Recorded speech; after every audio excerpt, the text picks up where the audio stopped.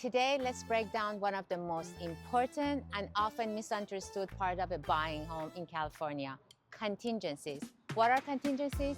Think of contingencies as safety nets written into your purchase contract. There are specific conditions that must be met for the sale to move forward. If these aren't met, you as the buyer can walk away from the deal, usually with your earnest money deposit safely returned. Let's focus on the three most common contingencies you'll see in California: loan contingencies, appraisal contingencies, property or inspection contingencies. Loan contingency gives you time.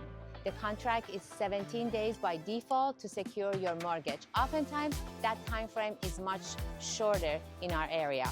If you can get approved for your loan within this period, you can cancel the contract and get your deposit back. Once you remove this contingency, you're committing to buy, whether or not your financing comes through. Appraisal contingency. Your lender will require an appraisal to confirm the property's value matches the purchase price. If the appraisal comes in low, you have options. Negotiate a lower price with the seller, pay the difference out of pocket, dispute the appraisal, walk away from the deal if you have this contingency in place. Without this contingency, if the appraisal is low and you can't cover the gap, you risk losing your deposit. Property or inspection contingency. This allows you to hire a professional inspector to check the home's condition. If major issues are found and the seller won't address them, you can cancel the deal and keep your deposit. This is your chance to make sure you're not buying a money pit. Even among realtors, there's confusion about the as-is purchase contract as it relates to the property contingency. I have an entire video dedicated just to this. Contingencies don't cover cold feet or simply changing your mind. They're tied to specific contractually defined conditions like not getting your loan, a low appraisal, or unsatisfactory inspections results. Once you remove your contingencies in writing, your deposit is at risk if you come back out for any other reasons. Once you remove your contingencies in writing, your deposit is at risk if you back out for any other reason.